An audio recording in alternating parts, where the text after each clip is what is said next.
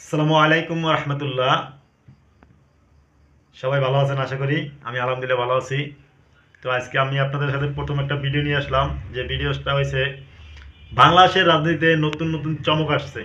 যে চমকগুলা আমরা গত 54 বছরে দেখি নাই, সেই চমকগুলো আমরা এখন দেখতে পাচ্ছি। যেমন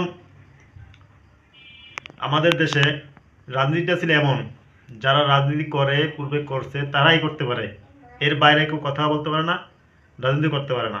তারাই যা বুঝে মানুষে ওইটাই বুঝে, ওইটাই সঠিক মনে করে।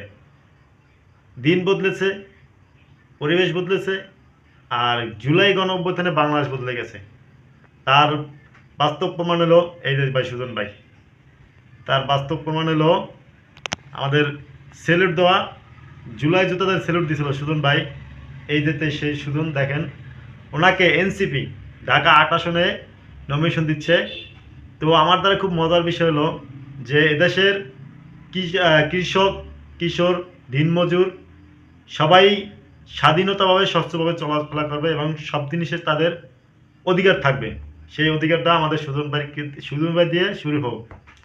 আসলে রাজনীতিটা এমন একটা বিষয় যেটা আল্লাহ রাসূল সাল্লাল্লাহু আলাইহি ওয়াসাল্লাম করছে, তার খলিফারা করছে, যুগে যুগে উলামায়ে কেরাম করতেছে, কিন্তু আমরা এটারে সম্পূর্ণ আলাদা করার চেষ্টা করি। তো আশা করি জুলাই গণ অভ্যুত্থানের পরে এইটা ভিন্ন রূপ এবং ভিন্ন ধারায় প্রবাহিত হচ্ছে।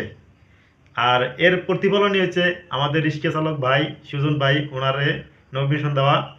এর জন্য ওনার জন্য আন্তরিক মোবারকবাদ ও শুভকামনা রইল। আর ভালো লাগলে সবাই ভিডিওটা শেয়ার করবেন, লাইক দিবেন, শেয়ার করবেন, কমেন্ট করবেন। ধন্যবাদ সবাইকে। আসসালামু আলাইকুম রহমতুল্লাহ।